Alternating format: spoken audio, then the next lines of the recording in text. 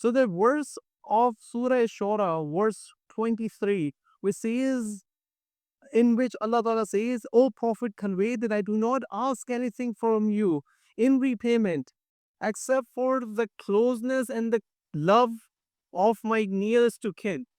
This has some really profound implications. It is not the Prophet saying that I am asking you as this payment. It is Allah saying that this is the repayment that you need to give. And if you think about payment, it is really important to understand what is the purpose of payments in our life. For example, if Hassan or someone else or myself, I take me as an example. I take a car which is parked in the side, which has the keys in the car, and I start driving the car. I think of that car as my car. I do all the things that are good. I take my friends from one place to another. I do all the things that taking patients from their homes to hospital. But after doing all those good deeds, based on the car that I do not own, if a policeman stops me, what would the policeman first ask me? How good have you done with the car? Or where is the registration of the car? Where is the title of the car? If we do not have the title, if we do not have the registration, no matter how good we have done with the car, it doesn't matter in front of the judge. Judge will say, what happened? Where did you get this car? In the first point. And when we understand that how do we get the title and registration of any car, you have to make the payment that the person is asking for. And once that payment is made, that person then signs a title over and you get the registration that now this car is belonging to you. So until and unless you actually pay the demanded price of anything, you cannot actually own that thing. Similarly, if we are not giving the price that Allah has asked of this religion, and we're doing everything like we are praying, we are fasting, even though in the wrong way, but we are trying to at least be hungry for that period of time, we are never going to repay or pay the payment that is required to actually claim that we had the true religion. And that is a really important point. And that's why when you come to the day of judgment and a person says that I have done all of these things, Allah will ask, where is the title? Where is the registration? Where is the registration that you claim that this deen, this religion, because of which you've done all these things, is there? And I already told you what are the key criteria. It is not that I have kept the secret. You are many more of you remember the Quran better than those who are Christians or Jews. You remember all these verses, but still you ignored the repayment. And the repayment for all the amal, for all the verses of the Quran, for all the prayers and everything that the Prophet taught in terms of akhlaq, in terms of morality, in terms of every single thing. What was that repayment? That was one thing. That was the love of the Qurba. And who's the Qurba? That is the love of Sayyida Fatima Zahra in the hearts of the Mu'mini and the Muslimin in general. Sallu ala Muhammad wa ali Muhammad. So without that payment, this cannot, we cannot claim that we have the true religion. And that's why it becomes really important to understand why is that payment so important. Because the true religion comes from Ahlul Bayt al-Islam. It doesn't come from any other source. From any other source, it's only deception, it's only confusion. The true religion comes only from and through the Ahlul Bayt al-Islam. And then there is an interesting narration in Bihar and War, where Sayyida Fatima Zahra asked one day when Imam Ali alayhi salam was going on a battle, on an expedition. She said, I hope that we had a wakil. I hope that there was someone who would take care of our affairs. At that point, the ninth verse of Surah Muzammil was revealed, in which Allah says, Allah is the God of East and West, and He is the best of wakil. So the wakil of Sayyida Fatima Zahra is not a human. It's not an ordinary creation. It's Allah Himself. And that is why after 1400 years, after manipulation of history, after manipulation of narrative for 1400 years, more than a millennia, we are still talking about what happened to Sayyida Fatima Zahra. Even after the governments were against Sayyida Fatima Zahra, even after the governments were against the Ahlul Bayt alayhi salam, they were not able to hide the message, hide the fact that her door was burned. She was murdered. She was martyred. Her son, Mohsin, was martyred in the womb. They could not hide that fact because the Wahid is Sayyida of Sayyida Fatima Zahra is not an ordinary person. It's Allah Himself. So then the question becomes, can we play a role in this wakalat? Can we play a role in being the representative of Allah by building the case, by actually fighting the case of Sayyida Fatima Zahra? And that's a very important question because without understanding what happened to Sayyida Fatima Zahra, we cannot do that. So there are two important points that all of us should understand, especially the youth. They should understand that whenever you want to understand Sayyida Fatima Zahra, and we have discussed many different aspects. If I am to recap the topics that we have discussed, especially, for example, Zayal and those people who have been coming for the past month, we have been discussing about creation of Sayyida Fatima Zahra from Noor, first of creation, the source of creation. We have talked about Sayyida Fatima Zahra as the gift of Allah to humanity, not only humanity, but to all the creation. We talked about the role of Sayyida Fatima Zahra in the evolution itself from the time for eternity. And yesterday when Maulana talked about the role of Sayyida Fatima Zahra as the source of repayment of this message of Islam, we know her virtues. Now, one thing that I would encourage all of us, especially the youth, to do in your personal life, to actually invoke Sayyida Fatima Zahra in your daily life. When you're praying, you should say, Ya Allah, accept my dua bihaqqi Fatima Zahra, and see the result. If you're going for an exam, just pray 2 rakat and say, Oh Allah, make me successful in the exam bihaqqi Fatima Zahra, and see what happens. Because until and unless you actually apply this in your life with practical example, you will not increase your marifats. Knowing is one thing, but not actually experiencing it is another thing. So that's one aspect. It's a lesson for all the children, even for the adults, to apply that in our life. Even if there is a difficulty in our life, if there is a situation, just use that as an example and see what happens, what miracles happen. Because once you see that, you will recognize that she is not an ordinary lady, like the regular Muslims claim. So that's one aspect. Now, in order to be a true wakil, a true attorney of Sayyida Fatima Zahra, you need to understand one thing else. What's happened and who did what to Sayyida Fatima Zahra. This is important because many times in our centers, in our areas, because of being politically correct, because of some forces that we cannot take the names. And that's why it's important to highlight what happened to Sayyida Fatima Zahra and who was involved. Many of these things on the day of when her door was burned, I'm not going to talk about those because we learn about those in the majalis without taking the names. But I'm going to take the names of these people. What were their roles before that particular event? Because there are three questions that I want every one of you to understand, especially when someone else comes and says, Oh, by the way, these companions were with the Prophet, they fought fights with the Prophet, they were early converts to Islam. How is this possible that they were wrong? How is this possible? These are just fabricated narrations, these are not embedded in truth. So then the question comes, have they ever denied the order of the Prophet in the life of the Prophet? That's question number one.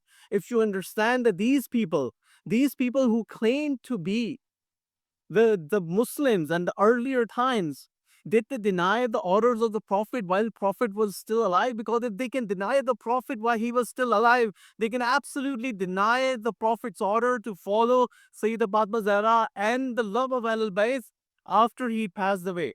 So that's question number one. The second question is, do we know that there were evidence of their animosity, their jealousy towards the household of Ahlul Bayt alayhi salam, the household of Imam Ali alayhi salam from the very beginning, from the time of the Prophet? And third question is, why did Sayyida Fatima Zahra did not allow people to attend her burial? Why was it kept a secret for 1400 years? What is the lesson that we get from that secret, which keeps the humanity, which keeps Muslims in a state of mystery? So the first question, were these Muslims who claimed to be the companions of the Prophet, did they do something wrong in the early days of Islam before the Prophet's passing? The answer is yes, and I'll give you three examples. When the Muslims were going for Hudaybiyah to perform Umrah, and they were stopped at the place of Hudaybiyah.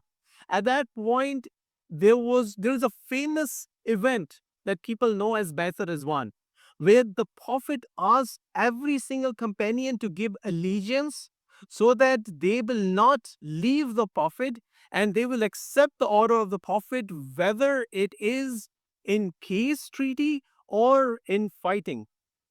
When the bay'ah was given, then the peace treaty happened, known as Treaty of Hudaybiyah. After that, the Prophet said that we're going to break our ihram right here. We're not going to enter Makkah. Except for a few companions, including Imam Ali alayhi salam, many companions said, no, we will not break our ihram over here. Even Umar bin Khattab said that today the degree of confusion that I have on this prophethood has never been of this sort before.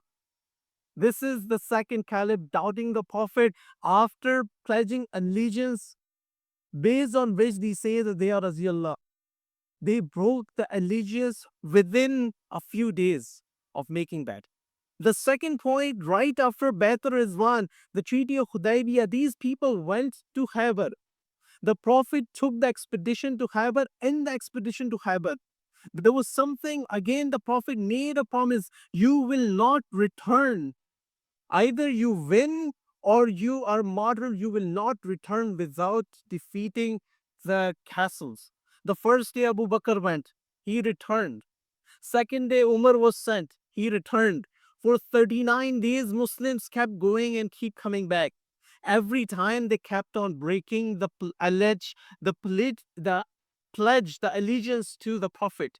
So in their life, they broke the pledge to the Prophet and they denied the Prophet the third time, right before the martyrdom, the passing of the Prophet asked these, along with Umar, Abu Bakr, and others, bigger companions, the most who were part of the conspiracy, to go with the army of Usama.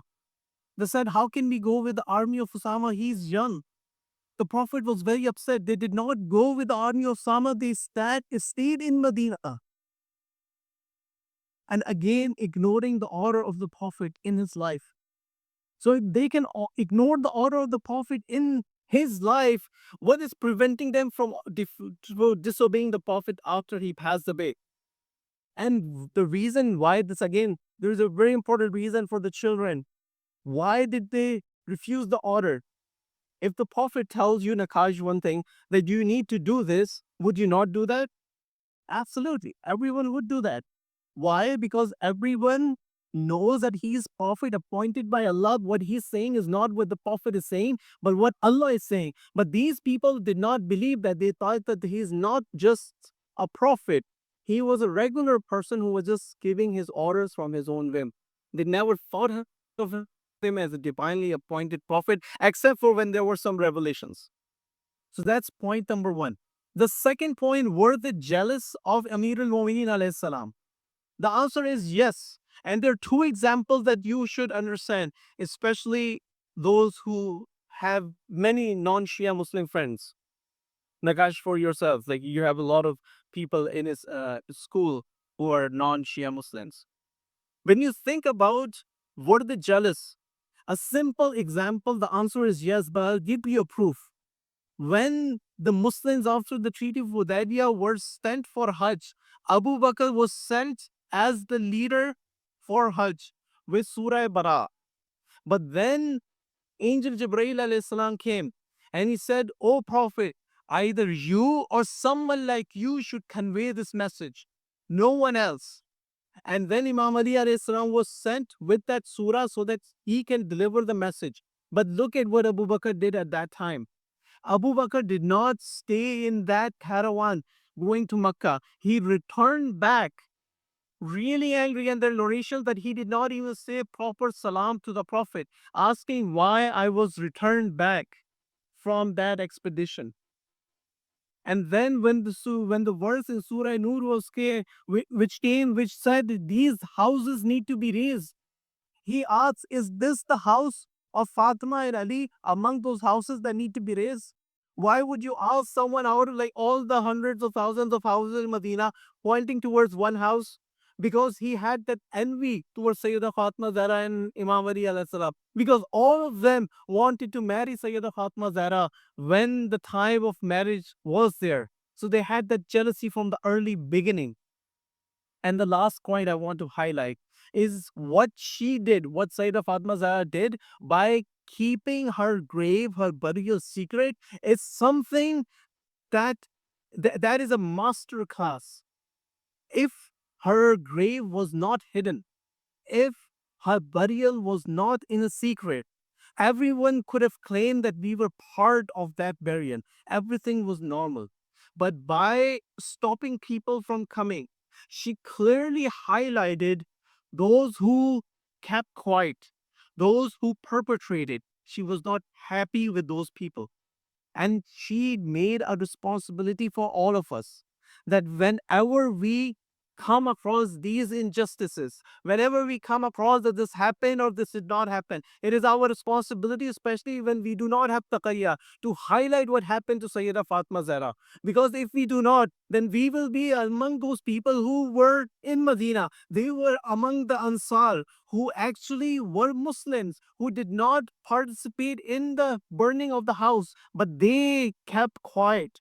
And because they kept quiet, they were prohibited from attending that burial. And this is a scorecard for eternity, that everyone who is against Sayyida Fatma Zahra, they have to think twice what they're taking for the hereafter. Now, bringing all these things together, it is the responsibility for all of us to actually stand up for justice. We see in this world where we live, we see that when the Shia of Sayyida Fatma Zahra and Imam Ali Asa, when they defend the oppressed, the Muslims whose oppression is happening, these Muslims who do not believe in the Ahl Bayt al-Islam, but they keep quiet. They keep quiet when their own brothers are being massacred. They keep quiet when Shias are helping. But at the same time, as soon as they get an opportunity against the Shia of Ahl Bayt al-Islam, they go towards that opportunity. So this hypocrisy that Sayyida Fatma Zahra wanted to highlight, it happens in this world today. It is happening right now. And it is our responsibility to teach our next generation of what happened so that the message continues, and also to be very open about these injustices. Do not be quiet. Why are we afraid of highlighting these? This is part of the covenant of Ghadir. That's the reason why Sayyida Fatma Zahra stood up defending Imam Ali alayhi salam. That was the only reason she went into the court of Abu Bakr to defend what happened, what they had usurped. But if we do not do that, we need to understand where we stand in the history, on the side of who are defending Sayyida Fatima Zahra, or on the side who are just being quiet, who are the side who are being politically correct, assuming that our world will continue as is. No, there will be time when we have to prepare, when we have to say that no, this is right versus that is wrong. Again, in a place where we do not have taqiyya. Because where we have taqiyya, where we have to protect our life, our families, yes, we can keep quiet. But where we do not have taqiyya, we have to stand up against injustice. Because if we do not, our heart will be dark. Our heart will not be pure. Our heart will be attached to this world. We will not be prepared for death. We will not have true taqwa. And when the time comes, when the sound comes from the heavens, that the 12th Imam is emerging, and when the time comes to go to Makkah to defend the Imam, we will be like, oh, it's our life is comfortable over here. We're not ready because we are attached to this world. because we have never stood up for the right even when we had the opportunity. With that, I request all of you to raise your hands and make the dua that may Allah help those Muslims who do not have any helper right now. They're being killed right and left every single day. And there is no one in this world who's helping them out. And those who are helping them out, they're again being persecuted. This is a difficult time for the Shia of Ahlul Bayt alayhi salam. Oh Allah, have mercy upon those whose capital is hope and whose weapon are tear. O Allah, hasten the reappearance of Imam alayhi salam and make us among those who are the true followers of Imam alayhi salam. And if you think that the reappearance is far away, then give us the strength that we make an effort in the cause of Ahlul Bayt Islam as you want. And if you think that the reappearance is close, then make us ready for the reappearance so that we are not hesitant when the time comes. Assalamu alaikum wa rahmatullahi wa barakatuh.